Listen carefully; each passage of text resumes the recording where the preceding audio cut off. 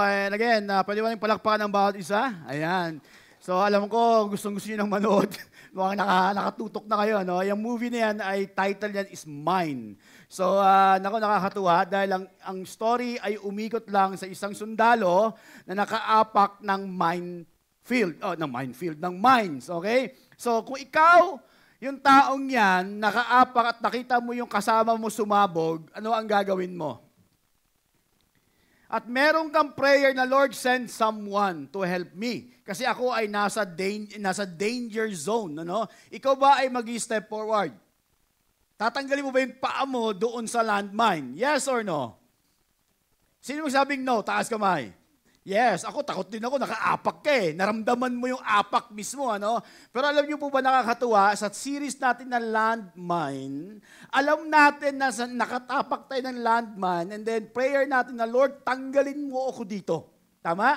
Pero ang nakakatuwa, merong sinasabi sa iyo ang Diyos or pinapadala ang tao, alis ka, move ka lang. Sabi nga nakakatuwa, yung sinabi nung taong yun, yung kanyang illusion, just move forward. Tanggalin mo yung paa mo at sasabihin ko sa'yo, walang mangyayari sa'yo. Alam niyo ba end ng video, end ng story? Nung tinanggal niya yung kanyang paa, alam niyo ba naapakan niya ay hindi landmine? Ay isang lata? Okay? Pagbukas niya, okay, yung sundalo mismo nasa, toy soldier na toy nga nasa loob ng lata. Alam mo, dating sa akin, marami sa atin, tayo mismo ang naglalagay, okay, sa pangit na sitwasyon na kung saan hindi tayo makapag-move on. Ang nawawala kasi pag ikaw ay nasa landmine, laging pinapakita sa iyo ng kaaway kung ano ang mangyayari sa iyo. Okay, kaya ang dami sa atin na paparalyze kagaya ng sundalo dahil nakita niya kung paano sumabog yung kanyang kaibigan at paano namatay at wala siyang magawa. Nakakatuwa yung sinabi ng pinadala ang Diyos, paano maglakad yung tao? Di ba sabi niya, di ka ba natatakot may landmine dyan? Sabi ng lalaki, mind, basta no mind. Okay? Huwag mo isipin. Alam mo, church, minsan, kung ikaw ay nasa landmine ngayon, at alam ko, nagpapadala ang Diyos sa'yo ng something or someone para lang tanggalin ka dyan, ang gagawin mo lang is makinig at sumunod. Alam mo ba ang number one nating problema? Hulaan nyo. Ang number one sin na madalas natin o tayo mismo ang nakaka-experience or nagagawa ating kasalanan, alam nyo ba? One word, obey, o yung tinatawag na obedience. Lahat tayo disobedience. Yes or no? Look at the person beside mo. Tabi mo. Patigas ba ulo niyan? Di ba? At di ba yan sumusunod? Masyado ba yung kinukulog niya ba, kagaya ng sundalo, yung sarili niya sa mundong napakaliit na nawawalan siya ng faith, nasisira yung kanyang joy. Di ba sabi niya, radio is useless. No dancing, no music. Di ba, minsan yung kaaway pinapakita sa'yo na masaya sa umpisa. And then pag nandun ka na at na-realize mo na mali na yung ginagawa mo, hindi mo na ma-enjoy yung mga bagay na ibinigay sa'yo ng kaaway. Amen ba yun? So landmine, sabi mo nga, landmine, ingat ka pre. Sabi mo nga, ingat ka pre. Okay? Please tell your neighbor, ingat ka pre. Or mre. Pre and mre. Okay? Pag babae, mre. Okay? Now, landmine of covetousness. Ito po yung last topic natin ngayong umaga sa series natin na landmines. How many of you here, habang ginagawa natin yung landmine series, nakita mo yung sarili mo, ay oo nga, nasa landmine o nakaapak ako ng landmine. Taas ang kamay. Wala, ako lang. Okay? Merong landmine of unforgiveness, may landmine of insecurity, may landmine of jealousy, may landmine of anger, may landmine of daming landmines na inihanda ng kaaway. Ang gusto ng Diyos is kayo o tayo ay ma-enjoy yung buhay na ibinigay niya pero hindi na sinabi na maging matiwasay ang buhay sa mundo. Amen? Pero lahat tayo mga Kristiyano, kaya nga fake news ang gusto natin pag nandun tayo sa Panginoon, sa mundo natin, pag tinanggap natin siya as our Lord and Savior, is magiging maayos ang buhay. Actually, yan ay fake news. Alam mo, church, dapat tayo mga Kristiyano, disciple ni Jesus Christ, hinahanap natin minsan yung tinatawag na pagdikdik, tama? Pag-correct, pag-ayos, pag-break upang tayo mismo ay maging maayos at maging kagamit-gamit niya sa kanyang ministry. Nakakatuwa kasi, itong mga nakarang linggo, sabi ko, Lord, prayer namin, Lord, gamitin niyo nga itong City Light. Gamitin niyo nga kami, okay? And then God is good. Nag-open yung dalawang school, yung Fort Bonifacio and yung Arpapa. Mabuti ba ang Panginoon? Yeah, amen? Yes or no? Yes, napakabuti ba ng Diyos? Sabi ko nga, sa liit ng simbahan natin, grabe naman yung nagagawa natin sa labas. Sabi ko, Lord, kailangan ko ng leaders, kailangan ko ng mga tao makakatulong natin. Ano? Sabi mo sa katabi mo, available ka ba? Available ka ba? Tama na patulog-tulog, okay? Tama na yung puro taking, okay? Oras na para ikaw naman ay magpagamit, okay? So today, we will talk about landmine of covetousness. Now, sabi sa Ephesians 5:1-5, sabi doon, imitate God, sabi ni Paul, therefore in everything you do, because if you read Ephesians chapter 4, ito dapat ang magmamanifest sa isang Kristiyano. That's why meron tinatawag na therefore, okay? Therefore in everything you do, because you are His children, dear children, live a life filled with love, following the example of Christ. He loved us and offered Himself as a sacrifice for us, a pleasing aroma to God. Let there be no, read this with me, sexual immorality, impurity, or greed among you. Such sins have no place for God's people. Obscene stories, foolish talk, and coarse jokes, these are not for you. Instead, sabi doon, let there be what? Thankfulness to God. You can be sure that no immoral, impure, or greedy person will inherit the kingdom of God. For a greedy person is an idolater, worshiping the things of this world. Pag-uusapan po natin, mamaya himay-himayin natin yan, yung sinabi ni Paul sa Ephesians na yan. Now, what is covetousness? Sabi ko na before, ano bang difference between jealousy and covetousness? Now, in your notes, sabi doon, ang meaning ng covetousness is what? Excessive desire, especially for wealth or possession. It is often associated with envy and greed. Now, church, covetousness is considered a sin. It is also referred to as avarice or cupidity. Meaning, yung meaning ng covetousness sa mundo natin, in layman's term, sa mata ng tao is avarice, meaning excessive. Sobra-sobra. Nagsisimula sa nakita mo, then nainggit ka, and then meron kang something na gagawin para magkaroon ka o makuha yung mga bagay sa ibang tao. Okay ba yan? Now, today, including me, lahat tayo ay minsan, okay, nahulog na sa landmine ng covetousness. Okay ba yan? So, sino dito minsan o hindi naiinggit sa kapwa? Taas ang kamay. Hindi naiinggit, ha? Wow. Sino dito naiinggit madalas sa kapwa? Minsan, madalas. Okay? Lagi ako sinasabi, ano ba talaga, minsan o madalas? Kasi minsan, madalas. Pinagsasama-sama ko na, okay? Minsan, madalas lang. Minsan. Minsan lang sa isang bagay. Minsan lang sa loob ng isang buwan. Ayan. May nakita mo yung kaibigan mo, ay, ganda. And then later on, meron ka na rin.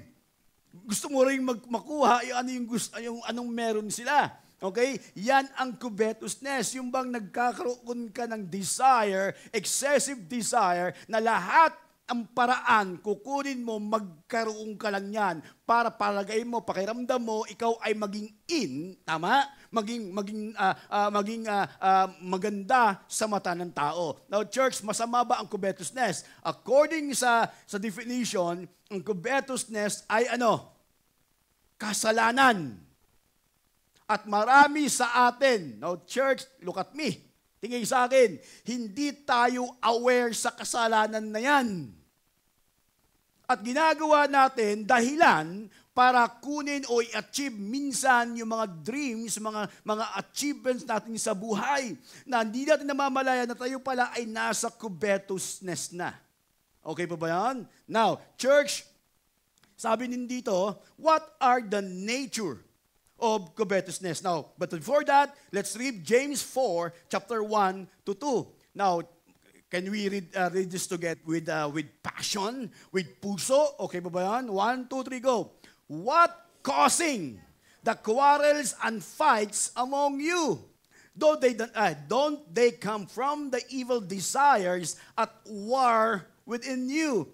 You want what you don't have, so you scheme and kill and get it. You are jealous of what others have, but you can't get it. So you fight and wage war to take it away from them. Yet you don't have what you want because you don't ask God for it. Kaya ang daming magulo sa mundo, ang daming away, ang daming mga chismosa. Okay? Alam mo, karamihan ng mga marites, ito yung mga taong inggitero.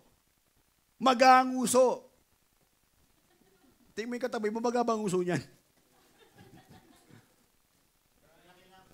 Di ko alam. Napapansin nyo ba? Sorry idagdag ko sa marites. Lahat ng mga marites, magkakamukha, napapansin nyo? Tingnan mo, iisa yung buhok, iisa yung itsura, iisa yung damit, halos. Pare-pareho. Iisa yung sukat ng katawan nila. Alam mo, iisa. Okay? Yun din yung kasalanan, yung covetousness, iisa kayo. At minsan mga kapwa Kristiyano nag-aaway because of inggit. Comparison. Ay, gusto ko din yan. Gusto ko din yan. Ay, alam mo, hindi bagay sa'yo. Diba? Sila Charles ngayon, sila PB, nag-shopping nakaraan, daming sapatos. Syempre, sabi ko nga, mabuti na lang, hindi ako sumama, kundi ulam ko na yan bukas. Minsan, di ba yung mga taong inggitero, now tingin sa akin ito yung sign. Yung mga taong may covetousness o jealousy, yung bang suot-suot niya, alam mo, ang ganda niya pero hindi bagay sa'yo. Tama? Ito yung mga taong naiinggit. Okay? Now, church, listen to this. You are jealous of what others have. Nagsisimula ang covetousness, yung envy, yung greediness, yung sa nakikita mo sa iba na wala ka. Lagi mo sinasabi, ay, gusto ko niyan. Tama? Jealousy of what others have, but you can't get it, so you fight and wage war to take it away from them. Yet you don't have what you want because you don't ask God for it. That's why, church, ang dami ng magugulo nangyayari ngayon sa mundo, especially sa Pilipinas, because of covetousness. Yes? Yes? Inggit, nagsisimula sa inggit, at yung inggit, nanganak ng insecurity. At yung insecurity, manganganak ng covetousness o galit, anything, lahat. Now, what are the natures of covetousness? Nature number 1, basahin nyo na sa akin. Why you stay here? Covetousness is a form of, we covet becomes our chief object of worship because that is where our attention is turned. Now, kaibigan, mga kapatid, tingin sa akin, saan ngayon ang attention mo? Saan ngayon ang puso mo? Saan ngayon yung isipan mo? Saan nakafix yung mata mo ngayon? Yan ang idol mo. Yan ngayon ang Diyos mo. Okay? Nakaraan linggo wala ako. Okay? Pero yung during our event dun sa coffee, andun yung forgiveness, nakakatuwa. Pero pakiramdam ko, disconnected ako sa inyo. Pakiramdam ko, ano nangyayari? 1 week lang ako nawala. Pakiramdam ko, alayo ko na sa inyo. That's why, church, Tandaan mo, nasan ngayon ang focus mo, nasan yung attention mo. That's why sabi dito, you are now, mayroon ka ng idol. You are committing idolatry. Kung nasa yung attention mo ngayon, yung kinukuha na yung faith mo. And also that, pangalawa, covetousness. Now, church, create desires that we cannot satisfy. That's why covetousness always emphasizes, pakibasa, is more. More money, more possessions, more success, and so on. Bato-bato sa langit, tamaan. Sana tayo ay magising. Tayo ay umalis sa landmine kung saan tayo nakaapak. Ito yung sinasabi ng covetousness na hindi tayo aware. I want more. More. More. Kaya no wonder why ang daming Kristiyano, pinagpapalit yung kanyang, sa desire niya sa mundo. So church, tandaan nyo, you are committing idolatry. Okay ba yun? Ulitin ko lang covetousness always create desires that we cannot satisfy. Diyan pumapasok yung greediness. I want more. Kaya nga tinanong kayo one time, how much? Pag binigay kayo ng blank check, kanina pumipira mo ng blank check, magkano kaya ilalagay mo sa blank check? At tingin mo makapagbigay ng satisfaction sa'yo. At tingin mo magiging kontento ka. Or bibigyan ka ng certificate ni halimbawa ni Lord, ano ang kahit anong alagay mo achievement na magbibigay sa'yo ng kasiyahan. Masama ba manghangad maging mayaman? No. Pero pag yan na ang inahabol mo, yan ang giniging kasalanan. Pangatlo, covetousness prevents, pakibasa, our dependency. When a person becomes wealthy, he often grows more. May kilala ba yung ganyan? Nagkatrabaho, nagkapera, yumaman, nagiging self-sufficient. Wala na siyang fellowship, wala na siyang discipleship, wala na siyang mentoring, wala na lahat. Yan ang covetousness. Piniprevent niya maging dependent sa Panginoon. That's why ang dami nagsasabi ngayon, I am strong, independent person. Bato-bato sa langit, tamaan, wag, magagalit. Okay? Now, kaibigan, look at me, including me. Always check your heart. Always check your heart. Baka mali na yung nakaupo dyan sa puso mo. Baka mali na dyan yung nakaupo sa trono ng puso mo. Baka tayo mga Kristiyano, tayo ang target ng kaaway, hindi yung mga tao sa labas. Ikaw, tayo, sisirain yung testimony mo. Sisirain yung identity mo sa Panginoon. Ingat tayo sa covetousness, okay? Landmines. And also, covetousness is motivated by fear. You fear that you can't be happy without this one thing. So you align your whole life, pakibasa, toward that one goal. What is your goal in life? Ano yung ambition mo ngayon? Kaya nga ang daming depressed, ang daming stress because mali na yung alignment niya sa Panginoon. Kasi nga, gusto niya, makuha niya agad ano yung gusto niya. Pero church, listen to this, maraming tao na-achieve niya yung gusto niya, nakuha niya kanyang goal pero hindi pa rin masaya. Kasi nga, nakabase siya sa kanyang happiness doon sa kanyang mga achievements, hindi nasa Panginoon. Clear? Parang lahat kayo seryoso ngayon. Sana, itong landmine ng series, identify saan ka dyan nahulog.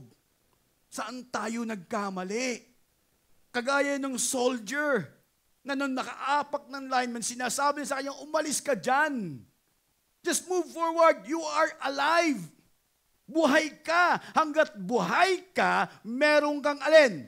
Chance or pag-asang mag-grow. Meron kang chance para ayusin mo ulit yung buhay mo hanggat buhay ka. Tingin katabi mo, buhay pa ba yan?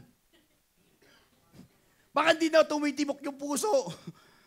Hanggat ikaw ay nandyan, hanggat ikaw ay nandito, hanggat hindi ka, alam mo yung hanggat yung tenga mo hindi pa manhid sa salita ng Panginoon, sa katotohanan, meron kang chance para maayos. Amen ba yun? Ay, naku, nakakatuwa, no? Landmine. Dahil mga kapatid, look at me. Lahat ng achievements natin dito sa mundo, lahat ng anong meron tayo, may enjoy lang natin pansamantala. Kagaya nung sinabi nung iba yung pagkakaintindi sa radio. Radio is no good. No sounds.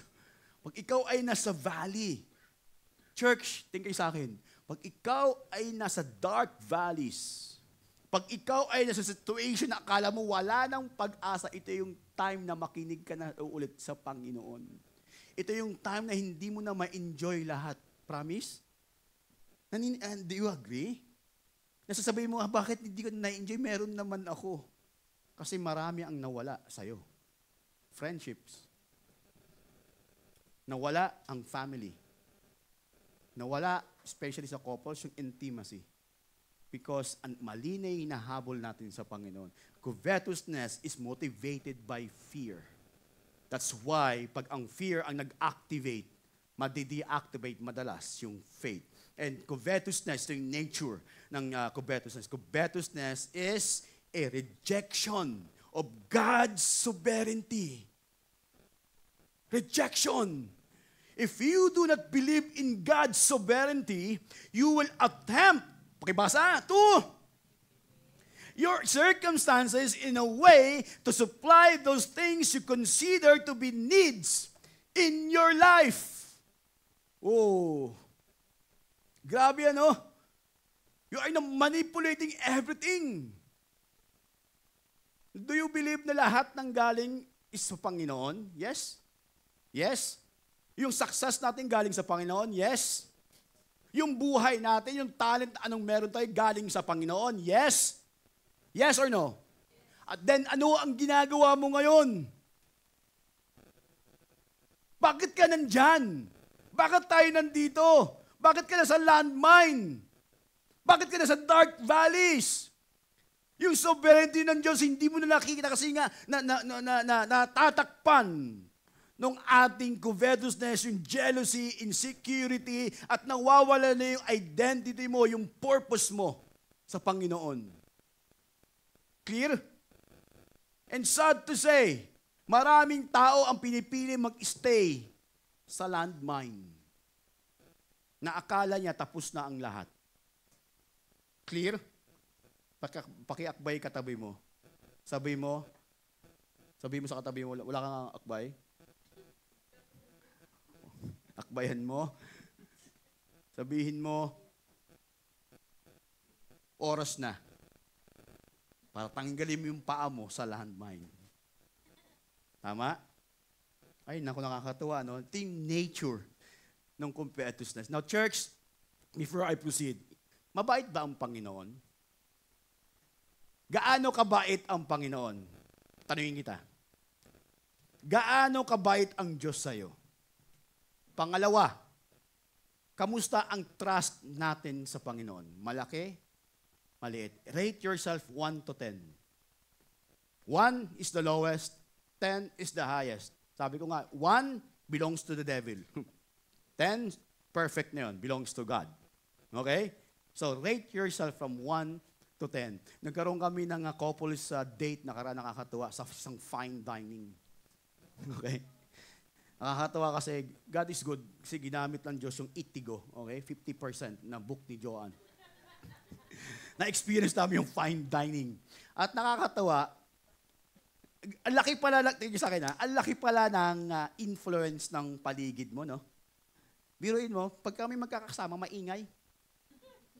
Talagang pag tumawa, yung buong jong gumaganon-ganon, maingay. Pero nandun kami sa isang lugar, tahimik kami. Seryoso yung usapan namin. Alam mo, church, tingin sa akin, ang laki pala ng influence ng mga taong nasa paligid mo. Amen? Ang laki pala ng influence ng kung ano yung kung saan ka nag-i-stay, kung ano yung pinapalikuran mo. Tama ba? Pinapaligiran mo. Pinapalikuran, ano pala yun? Okay? Pinapaligiran.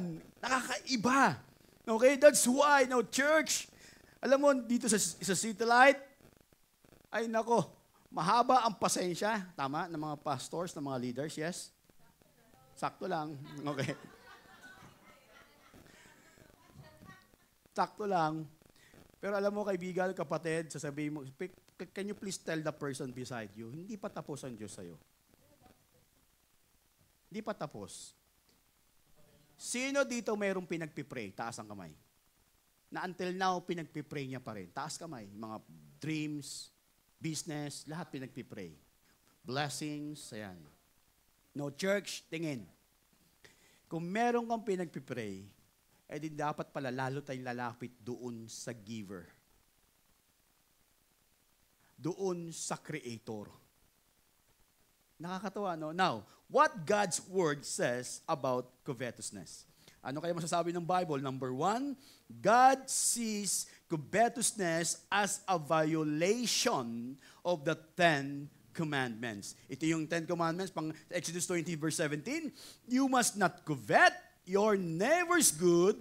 You must not covet your neighbor's wife, male or female, ox or donkey, or anything else that belongs to your neighbor. Ibig sabihin, huwag mong kaindikitan at huwag mong pilitin kunin o magkaroon yung mga ibang tao, yung mga bagay na wala ka at sila ay meron. Okay? Dahil masisira ang joy mo. Masisira yung faith mo, masisira yung fellowship mo, masisira, laging mayroong masisira. Kaya kasama yan sa 10 Commandments. Kaya sinama rin si Jesus Christ, love your neighbor as you love yourself. Meaning, maging joyful ka, mag-rejoice ka kung anong meron sila. Tama? At church, listen to this. Kung ikaw ay nasa tamang fellowship, at tama yung ginagawa mo, yung mga taong sa paligid mo magre-rejoice sa'yo. Okay ba yun? Malinaw? Pag mali ang ginagawa mo, yung mga taong sa paligid mo, ay alam bakit. Magtatanong sa'yo, bakit? Okay, ano ang nangyari? Kasi nga dapat yung blessing, ma-enjoy, hindi lang ikaw, kundi dapat pati yung nasa paligid mo. Amen ba yun? That's why it's siksik, liglig, umaapaw. Meaning overflowing doon sa mga paligid mo. Are we clear? Okay? Now, pangalawa, covetousness does not fit who we are as Christians. Okay? If you read in Ephesians chapter 5, verse 1 to 3, imitate. If you read in Ephesians chapter 4, nandun yung sinabi ni Apostle Pablo na ito yung dapat ang identity mo. Ito yung dapat ang ginagawa ng isang Kristiyano. That's why in chapter 5, imitate God therefore. Okay? In everything, you do. Imitate God in everything you do. Tingin ko, tanong ko, lahat ba ng ginagawa natin ay ginagawa natin according, okay, sa pagkilos ng Panginoon sa ginagawa mo. And then sabi din doon, because you are His dear children, live a life filled with, love.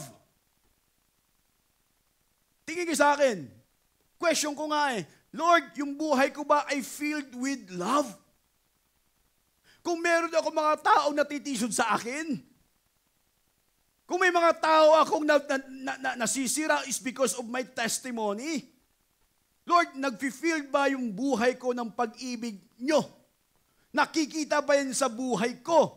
O ako ba yung tipo ng taong kadidismaya ng iba?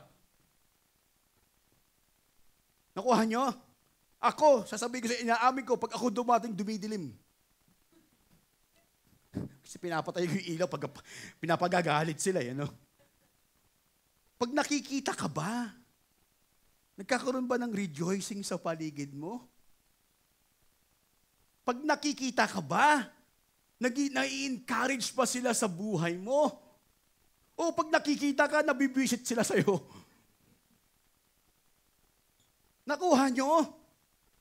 Ikaw ba yung tipo ng Kristiyano na magmo-motivate sa mga Kristiyanong mahina? O ikaw yung tipo ng Kristiyano magdi-discourage para sumunod sa Panginoon? Good question. Sabi doon, live a life filled with love. Ano yung nasa puso mo? Filled with hate? Or filled with pain? For unforgiveness, doubts, fear? Anong pinupuno mo sa puso mo? Kasi kung ano yung nasa puso mo, magmamanifest yan naturally.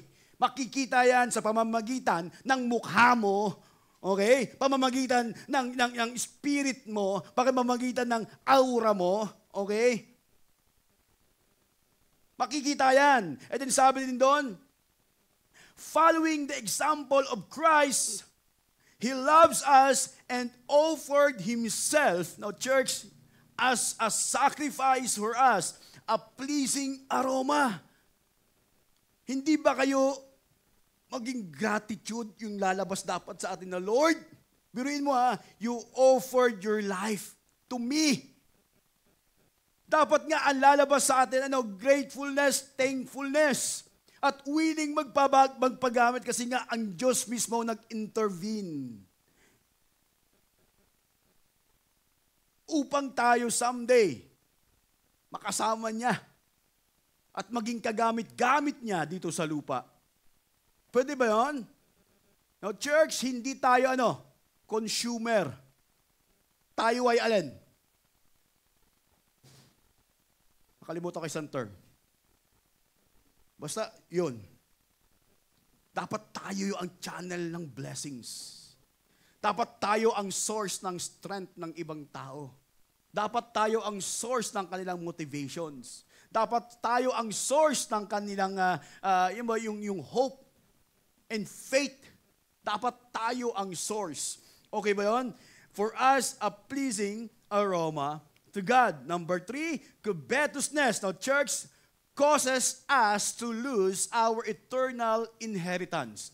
Papaliwanag ko. If you read Ephesians chapter 5, verse 5 to 6, you can be sure, sabi ni Paul, that no, pakibasa, immoral, impure, or greedy person will inherit the kingdom of Christ and of God. For a greedy person is an idolater, worshiping the things of this world. Don't be fooled by those who try to excuse these sins.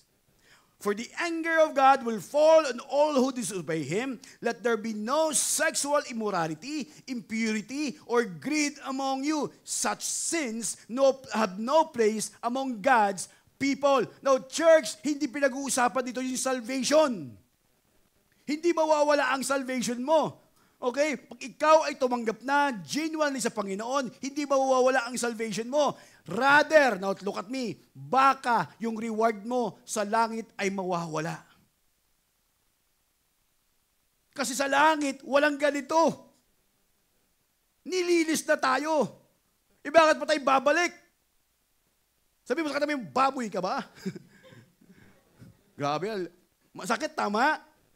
Kasi ang baboy, kahit na nung paligo mo, babalik ulit saan?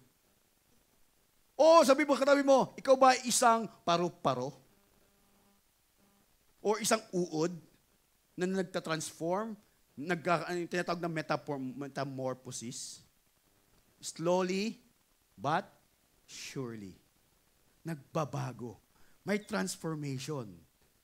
Hirap na yun, naging butterfly ka na, then, nag-transform ka sa pagiging baboy. Ang hirap nun. Grabe na, no? Anyway, mabuti ba ang Panginoon? Is God good? Mabuti na lang, alam mo, napakatalino ng Diyos.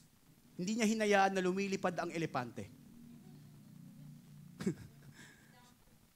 Kasi pag ang elepante lumipad at biglang nagpoop, hulugan ka, ang laki nun. Anyway, joke lang yun, para naman tumawa kayo. Okay? Pang-apat, Scripture, instructs us not to associate with covetous, immoral people. When you say immoral, ito yung mga tao hindi alam yung good moral o yung values. Gumagawa, yung nabanggit ko kanina, yung opposite doon sa kabutihan. Huwag kang makipag-associate. Ibig sabihin, hindi ko sinabing huwag kang makipagkaibigan. When you say associate, iwasan mo yung ginagawa nila. Huwag kang magpasok dyan. Huwag mong kunin yung values nila. Ibig sabihin, iwasan mo, ilimitahan mo yung time mo sa mga taong ganyan. Okay? Dapat ikaw ang ma-impluensyaan. Ang problema, tayo ang alin? Na-impluensyahan. That's why, sabi doon, do not associate. Okay? And then sabi din doon, if you read in 1 Corinthians 5:11, I meant that you are not to associate with anyone. Pakibasa lakas.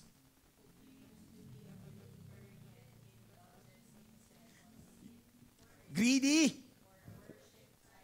or abusive, drunkard, cheats people, don't even eat with such people. Anyone who claim to be a believer. Marami sa atin mapagpanggap. Yes or no?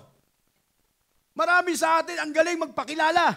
Pero hindi nakikita sa buhay nila. Ingat kayo dyan. Kasi hihilain kayo.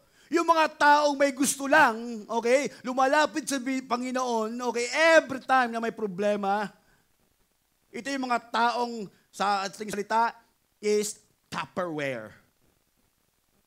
Tingnan mo nga, hindi ako Tupperware ha. Orokan ako, mas matibay. Okay? Hindi ko alam mga pangalan ng Tupperware ngayon. No? Okay? Now, church, iwasan nyo yan. Now, can you please look at the person beside you once again? Siya ba yung tao o Kristiyano na kiklaim na a believer?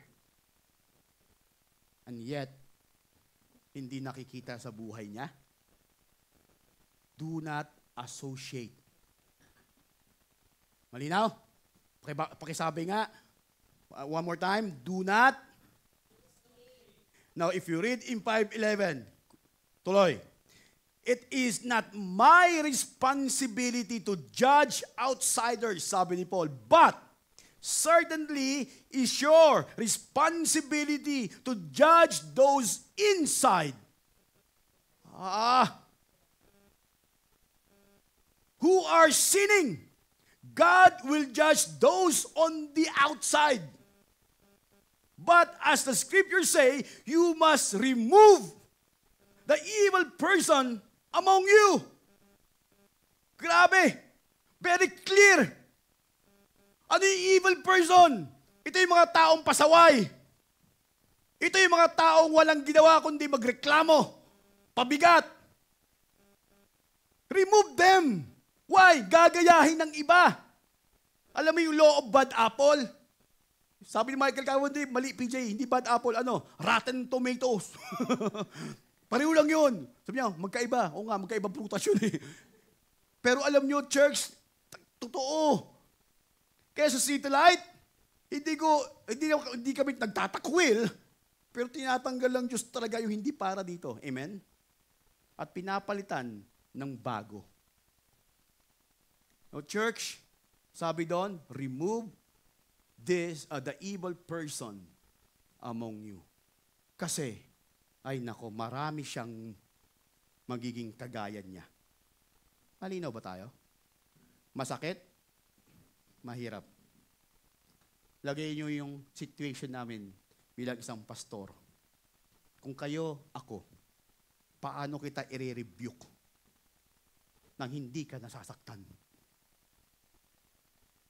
Paano kita i-confront na hindi ka magtatampo? Very clear ang Bible na sinabi ni Paul. You must judge the person inside.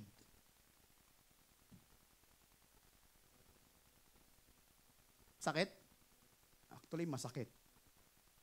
Kaibigan, tingin sa akin, responsibility mo to rebuke yung taong nasa tabi mo.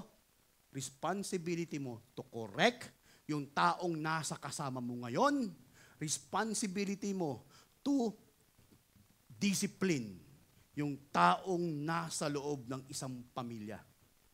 Malinaw? Malinaw? Responsibility ko, namin mga pastor, ang i-correct, i-discipline ka, or kung ayaw mo makinig, alis ka. Masama ba kami? Kaya marami nagtatampo. Pero hindi nila alam yung responsibility nila ay kasama sila dyan. Believers. Malinaw? Nagkakaroon ba tayo ng heart to heart? Malinaw? Ulitin ko lang, it is not my responsibility to judge outsiders, but it is certainly is your responsibility to judge those inside the church who are sinning. Ano ba yung sinning? Disobedience. Ano ba yung sinning? Covetousness. Ano ba yung sinning? You created divisions. That's sinning. Ano ba yung sinning? You are creating confusions. Yun ang sinning. But as the scripture says, you must remove the evil person from among you. That's why number 5, scriptures warns against the ruin and destructions what is due for those who fall to covetousness. If you read in 1 Timothy chapter 6, verse 8 to 10, so if we have enough food and clothing, let us be content. But people who long to be rich fall into temptation and are trapped by many foolish and harmful desires that plunge them into ruin and destructions. So church, kung binless ka ni Lord, hindi dahil sa kabaitan mo. Pinagyaman ka ni Lord, hindi dahil sa ginawa mo. Nakuha nyo? Dahil yun ang karakter niya. Yun ang attributes ng Panginoon natin. Amen? Hindi dahil sa tama yung puso mo, tama yung ginagawa mo. No. Binless ka niya kasi yun siya. Pero pag hinangad mo pa ng labis-labis na sinasabi mo, Lord, kulang, yan na yung simula ng pagkabagsak mo. Malinaw ba? Clear? But people who long to be rich and to fall into temptation are trapped by many foolish and harmful desires that plunge them into ruin and destruction. Now, church, tingin sa akin, malapit na ako matapos. Alam mo, habang kayo nandyan, ako nandito, grabe to, mag-self-evaluation tayo. Totoo. Evaluate mo yung sarili mo, nasaan ka na at kamusta ka na. Nasaan ka na doon? Kung saan ka tinawag ng Panginoon. Nasaan ka na?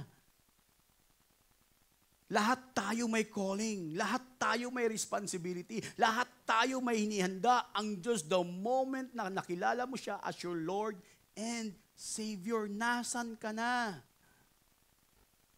Kung nasasabihin siya ng Diyos ngayon, where art thou?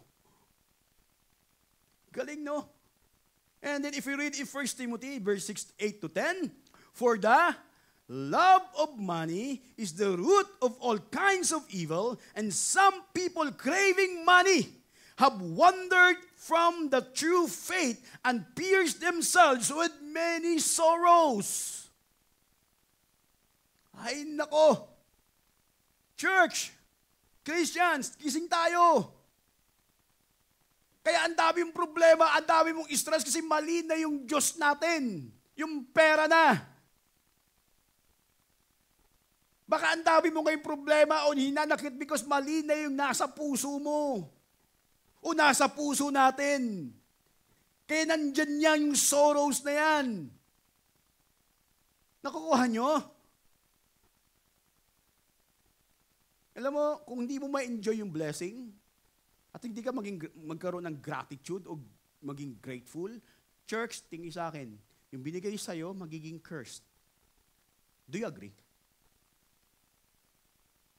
At o kaya, pwedeng kulin yan sa'yo. Kasi mali na yung tinatahak mo. Amen?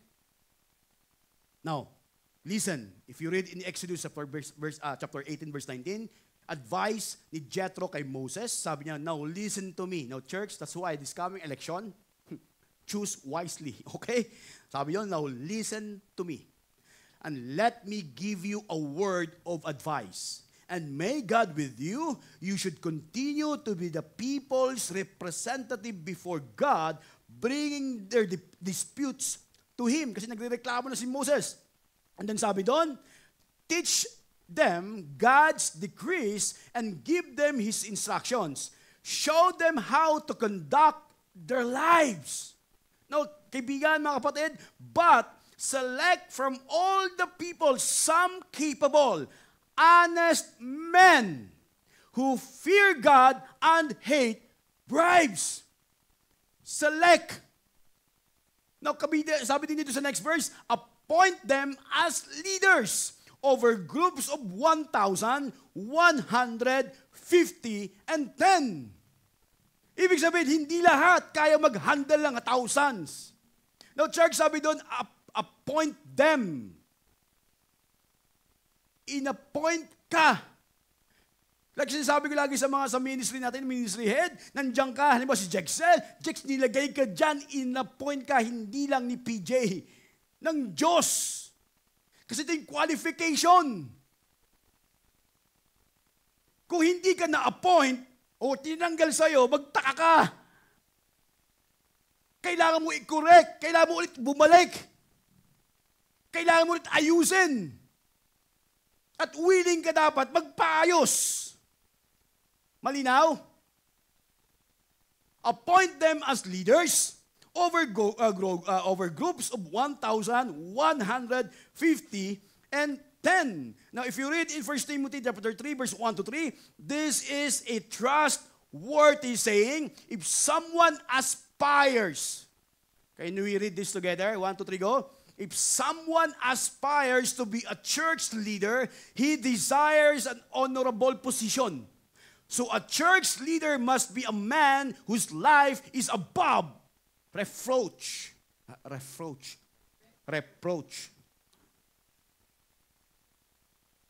Kung ina-aspire mo. Kasi, no, church, nakakalungkot isipin, di ba, ang daming mga pastors, leaders ngayon na fall sa pera? Yes or no? Yung buhay nila ay hindi na credible. That's why, careful. Nung nakaraan, sa Our Papa, na magtutok ng career orientation. Ang naisip ko si Charles, kasi nakita ko siya mag-talk sa thousands of crowds, sa thousands ba yan, sa Pateros, hundreds, 500. Kasi si Charles, hindi maya-maya, nakita ko, hindi si Charles ang magtutok, si Vander. Alam mo, sabi ko kay Jackson, pupunta ako, sisilip ako. Hindi dahil sa Our Papa, kundi dahil kay Vander na in-appoint ng Panginoon. Amen? At nasa maganda naman, in love pa rin naman si Kat sa kanya. Church, tingin sa akin. No, please, maging seryoso tayo. Sa gawain ng Panginoon, napakalaki. Yes? Nandyan ka, may skills kayo, may ability kayo para pwedeng gamitin ng Panginoon upang marami ang makilala sa Kanya. Ako excited na ako sa pagdating niya. No, church, tingin sa akin. Tinanong ko nga Lord, gusto na kitang bumalik. Pero ako ba ang dahilan ng pagkakadelay ng pagkakabalik nyo? Kasi hindi ko ginagawa yung dapat kong gawin para sa kingdom nyo upang lahat ng mga tao ay makakilala at makarinig ng iyong salita. Nag-isip-isip ko habang naglalakad, Lord, ako ba ang dahilan? Sana naman hindi. Then sabi din doon, he must be faithful to his wife. He must exercise self-control, live wisely, and have a good reputation. He must enjoy having guests in his home. And he must be able to teach. He must not be a heavy drinker or be a violent. He must be gentle, not quarrelsome, and not love money. Ay, grabe. Mabigat? Mabigat? Alam mo, yan ang qualifications ng pagiging isang pastor, pagiging isang leader, at pagiging isang for me, anak ng Panginoon. Amen ba yun? And then lastly, God tells us to run away from covetousness. If you read in 1 Timothy verse 3, chapter 1 to 3, but you, Timothy, are a man of God, so run from all these evil things. Pursue righteousness and godly life, along with faith, love, perseverance, and gentleness. Perseverance. Mahirap ba ang buhay? Yes or no? Tinanong ko nga kagabi sila, Michael na Joanne, sa counseling namin, dumating ba yung point na ayaw mo na kay Joanne? Sabi niya, yes. Pag tinanong niyo ko, Pastor, dumating ba yung point na ayaw ka na sa ministry? Oo. Okay? Ilabas mo yung cellphone mo, ilagay mo sa mirror. Tingnan mo yung sarili mo. Yung tanong mo sa akin, ayaw ba si Pastor? Dumating ba yung point na ayaw si pastor sa ministry? Tingin mo yung sarili mo. Tingin mo, ako ba ay nagko-contribute sa church? Ako ba ay nagko-contribute sa ministry? Kung ako yung dahilan, ay anong gagawin ko? Diyan papasok yung perseverance, mga kapatid. Nakita ko si Bander, ayaw na ako dati. Hindi, joke lang. Pero kung umayaw kami mga pastor, tingin sa akin, kung nagpadala kami sa mga dahilan namin, may trabaho kami, may pamilya kami, may anak kami, binabayaran kami, may mga utang din naman kami, may mga iniisip kami, may mga stress din kami, may mga frustrations din kami, may mga bagay din na pumipigil din sa amin, may mga bagay na, now church, sigurado walang city light. Nakuha nyo? Pero ang daming Kristiyano, ginagawa nilang dahilan yung blessings na binigay ng Panginoon. Nakuha nyo? Na hindi ka naging pwede. Tama? Di ba nakakalungkot? Namatay siya para sa'yo? Ginawa niya lahat para sa'yo? And then gagawa tayo ng dahilan para hindi magpagamit sa Kanya? So I don't run away from covetousness. How do you overcome covetousness? So church, sa grow group nyo, pag-usapan nyo to, you have to identify, confess, and lay it down. Na Lord, alam mo, nandito ako ngayon sa landmine. Ang problema, alam ko ang gagawin, ayaw ko lang. Mas pinili ko mag-stay. Kahit na ang dami nagsasabing, move on. Kahit ang dami nag-o-offer ng kamay to help you. Kahit ang dami nag-o-offer sa'yo ng time to help you. But you still stay or decided na mag-stay. Hindi na kasalanan ng Panginoon yan. Kasalanan mo na yan. Amen ba yun? Are we clear? You have to confess, admit, at ibigay mo sa Panginoon na Lord, ito na yun. Ito na yung landmine, naging cause ng paglalamig ko, pagiging lukewarm ko sa inyo. That's why, church, sa next series natin, wag na wag kayong mawawala. Yung tinatawag na Christian-ish.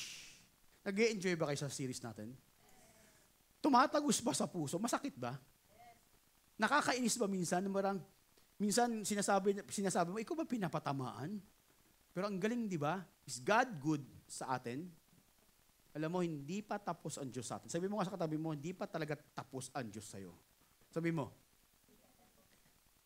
And then second question, gusto mo bang tapusin ka na? Gusto mo bang tapusin ka na? Pero alam nyo, church, I will end this. Hanggat nandito ka, merong pag-asa. Amen? Hanggat nakikinig ka, hanggat meron pa mga taong nag-guide sa'yo, hanggat may mga tao pa nagbibigay sa'yo ng pasensya o ng patience, alam mo, may pag-asa pa. Hindi titingnan ng Diyos yung anong layo ng pagkalayo mo, titingnan niya yung araw ng pagbalik mo at yung araw ng pag-transform mo at yung araw ng pag-repent mo. Tayo yung mga yumuko.